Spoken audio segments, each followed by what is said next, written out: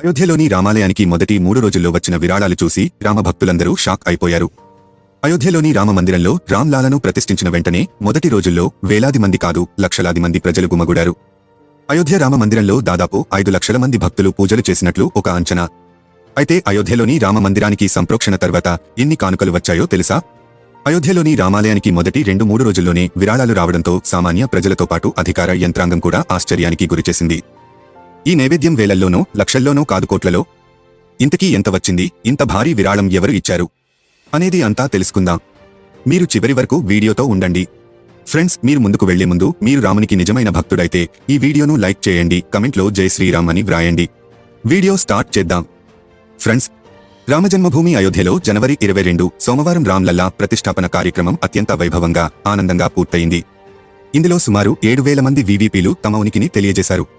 ప్రాణ ప్రతిష్ఠా రోజైన జనవరి 22న భక్తులందరూ అయోధ్యకు రావద్దని, తమ వ్యక్తిగత నివాసం నుంచి ఈ పండుగను ఆస్వాదించాలని ప్రధాని నరేంద్ర మోదీ దేశ ప్రజలను అభ్యర్థించారు. జనవరి 22 తర్వాత అయోధ్య రామమందిరం తలుపులు సాధారణ ప్రజలకు, భక్తులందరికీ దర్శనం కోసం తెరవబడింది. మరుసటి రోజు అంటే జనవరి 23న అయోధ్య ఆలయ తలుపులు భక్తుల కోసం తెరవగానే అయోధ్య నగరంలో భక్తుల రద్దీ నెలకొంది. భక్తుల రద్దీ పెరిగిపోయింది. శ్రీరామ జన్మభూమి తీర్థక్షేత్ర ధర్మకర్త అనిల్ మిశ్రా తెలిపిన వివరాల ప్రకారం రామ్లల్లా ప్రతిష్టాపన జరిగిన ఒక రోజు తర్వాత మంగళవారం 5 లక్షల మందికి పైగా ప్రజలు స్వామిని దర్శించుకున్నారు. ఇది కాకుండా జనవరి 24వ తేదీ బుధవారం నాడు దాదాపు 2.5 లక్షల మంది భక్తులు రామ్లల్లని దర్శనం చేసుకున్నారు. స్థానిక సందర్శకులతో పాటు ఇతర రాష్ట్రాలు, ఇతర దేశాల పౌరులు కూడా ఈ గుంపులో చేర్చబడ్డారు. ఒకవైపు అయోధ్యలో రామభక్తుల రద్దీ పెరుగుతుందనే చర్చ దేశంలో జరుగుతుండగా, మరోవైపు అయోధ్యలో రామమందిరం ప్రారంభమైన రోజుల్లో వచ్చిన విరాళాలు కూడా చర్చనీయాంశంగా మారాయి. ఫ్రెండ్స్, రామజన్మభూమి అయోధ్య ఇప్పుడు చిన్న నగరం కాదు, పెద్ద మతపరమైన నగరంగా రూపాంతరం చెందింది. ఎందుకంటే ఇక్కడ నిర్మించిన గొప్ప రామాలయం భక్తులకు కేంద్రంగా మారింది. అయోధ్యలో కొత్త రామాలయాన్ని ప్రారంభించిన వెంటనే ప్రతిరోజు 80,000 నుండి 1 లక్ష మంది భక్తులు స్వామిని దర్శించుకుంటారని గతంలో అంచనా వేయబడింది. కానీ ఈ అంచనా సంఖ్యను బద్దలు కొట్టి మొదటి రోజునే 5 లక్షల మందికి పైగా భక్తులు రామ్లల్లని దర్శించుకున్నారు. ఇది ప్రభుత్వమును పూర్తిగా ఆశ్చర్యపరిచింది. భక్తుల రద్దీ ఇలాగే కొనసాగితే వారాంతంలో అంటే శని, ఆదివారాల్లో ఈ సంఖ్య మరింత పెరిగే అవకాశం ఉంది. దీని కారణంగా ప్రభుత్వం తన సన్నాహాలను మరింత మెరుగుపరుచుకోవాల్సి ఉంటుంది. తొలి రోజే రామ్లల్లా దర్శనానికి ఇంత భారీ జనసందోహాన్ని చూసిన తర్వాత పాలనా యంత్రాంగం ఉప్పొంగిపోయింది. తొక్కిసలాట వంటి పరిస్థితిని నివారించడానికి ప్రభుత్వం 10,000 కంటే ఎక్కువ పోలీసు బలగాలను ఉపయోగించాల్సి వచ్చింది. అయితే దీనితో పాటు అయోధ్యలో కొత్తగా నిర్మించిన రామ మందిరానికి మొదటి రోజునే ₹1 కోటి విరాళాలు వచ్చాయి అనే షాకింగ్ న్యూస్ బయటకు వస్తుంది.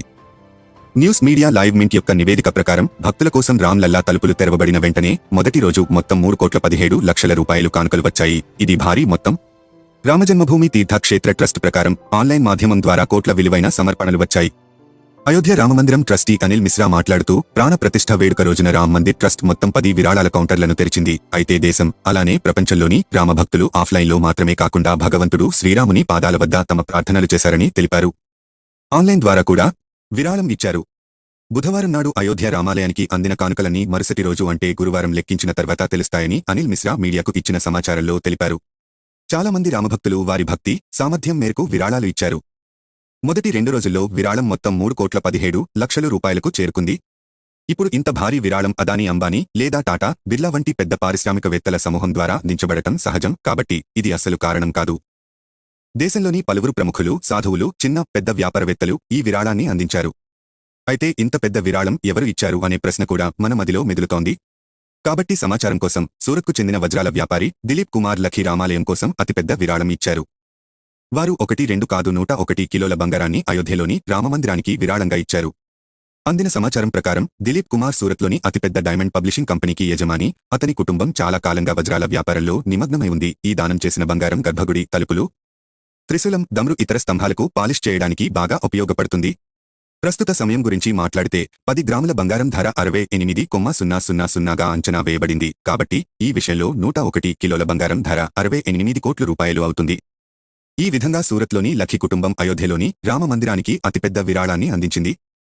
దీని తరువాత హిందూ ఆధ్యాత్మిక నాయకుడు, రామాయణ కథకుడు మొరారి బాపు మొత్తం ₹18 కోట్లు విరాళంగా అందించిన విరాళాల క్రమంలో 2వ స్థానంలో నిలిచారు. ఇందులో భారతదేశం నుండి 11 కోట్లు, బ్రిటన్, యూరప్ నుండి 3 కోట్లు, అమెరికా, కెనడా అనేక ఇతర దేశాల నుండి 4 కోట్లు ఉన్నాయి. ఇది మాత్రమే కాదు. గుజరాత్కు చెందిన వజ్రాల వ్యాపారి గోవింద్ భాయ్ ధోలాకియా మొత్తం ₹11 కోట్లు విరాళంగా ఇచ్చారు. ఇది కాకుండా పాట్నాలోని మహావీర్ ఆలయం కూడా అయోధ్యలోని రామాలయానికి గణనీయమైన విరాళం ఇచ్చింది. రామమందిర నిర్మాణానికి మహావీర్ మందిర్ మొత్తం 10 కోట్ల రూపాయలు అందించింది. బాలీవుడ్ సెలబ్రిటీల నుంచి సౌత్ సూపర్ స్టార్ల వరకు కూడా రామమందిర నిర్మాణానికి విరాళాలు ఇవ్వడంలో వెనుకంజ వేయడం లేదు. ఇండియన్ ఎక్స్‌ప్రెస్ నుండి అందిన సమాచారం ప్రకారం అయోధ్యలో రామమందిర నిర్మాణానికి పవన్ కళ్యాణ్ మొత్తం 30 లక్షల రూపాయలు విరాళంగా ఇచ్చారు. మహాభారతంలో భీష్మ పితామహుడు శక్తిమాన్ పాత్రను పోషించిన ముఖేష్ ఖన్నా కూడా 1,11,111 రూపాయలు విరాళం ఇచ్చారు.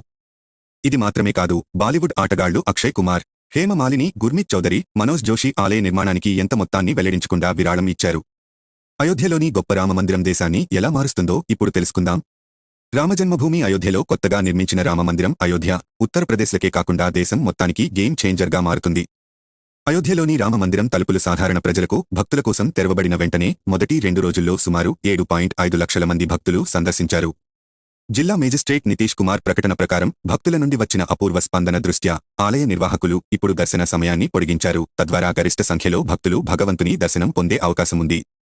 ఇదిలా ఉండగా గురువారం చలి విపరీతంగా ఉన్నప్పటికీ భక్తులు అధిక సంఖ్యలో దర్శనానికి వస్తున్నారని అధికారులు తెలిపారు. భక్తుల రద్దీని చూసి అయోధ్యకు ఇంత రద్దీ కొనసాగితే ప్రతి సంవత్సరం 10 కోట్ల మందికి పైగా భక్తులు అయోధ్యకు వస్తారని అంచనా వేయబడింది. ఇది ఖచ్చితంగా అయోధ్యలో అభివృద్ధి పనులను పెంచుతుందని అంచనా వేసింది. వేగం అందుతుంది. కాబట్టి మిత్రులారా, అయోధ్య రామమందిరంలో పెరుగుతున్న రద్దీపై మీ స్పందన ఏమిటి? దయచేసి కమెంట్ చేయండి. వీడియోని లైక్ చేయండి, షేర్ చేయండి. ఇలాంటి ఇంట్రెస్టింగ్ వీడియోస్ కోసం మా ఛానల్ని సబ్స్క్రైబ్ చేయండి. మళ్ళీ కలుద్దాం. జై శ్రీరామ్.